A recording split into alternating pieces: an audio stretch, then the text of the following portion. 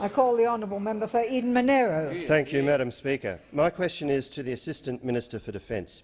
How is the government assisting retired Australian Defence personnel and their families by providing for fair indexation of military superannuation pensions?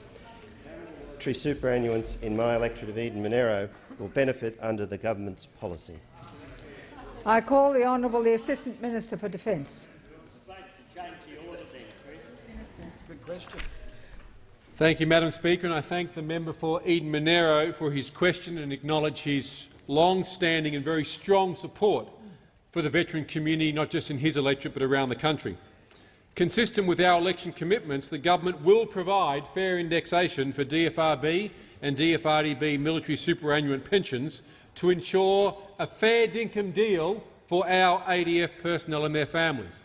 On 1 January this year, we put in place our fair dinkum deal for free ADF health care for our families, and if the Senate would move, we could actually save $80 million,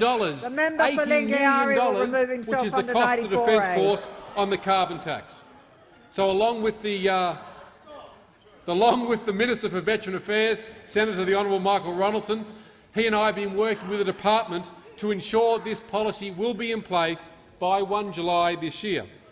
So, as a result of this policy, 57,000 DFRDB and DFRB superannuants will be better off. And can I say to the member for Eden-Monaro, that includes 813 retired Defence Force members and 132 dependents in your electorate of Eden-Monaro.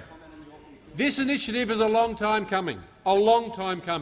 This week, this government will proudly put this legislation into the House to fulfil another election commitment we made to the Australian people and to Australia's veterans. We are proud to put the welfare of our veterans first and foremost. So let's compare this to those officers. Those officers didn't even go to the election with a veterans policy. In fact, your veterans policy was a blank sheet of paper. In 2007, those officers promised to index pensions, and then 6 long years later, 6 years of nothing, 6 years of self-serving reviews, 6 years of nothing. And whilst the Labor opposition capitulated— The member will resume his seat. The Manager of Opposition Business. Not only is he standing order? 104A, Madam Speaker. Not only is he failing to be directly relevant, the comments he just made about 2007 are factually untrue. That's factually not a point of order. There are other forms of the House where one can debate statements that are made. The minister has the call. That's the great thing about the truth. It hurts, doesn't it? It hurts. 6 years of indecision and 6 years of nothing.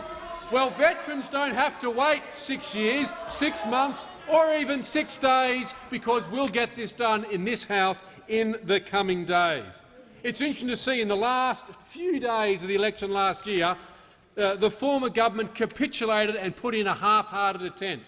Not an attempt to help veterans out, but an attempt to try and help Mike Kelly out in his seat of Eden-Monaro. Well, didn't that do so well? Because the veterans saw through a half-hearted 11th-hour response. We will index military pensions. We will stand up for those who are serving. We'll do it properly. We'll do it now.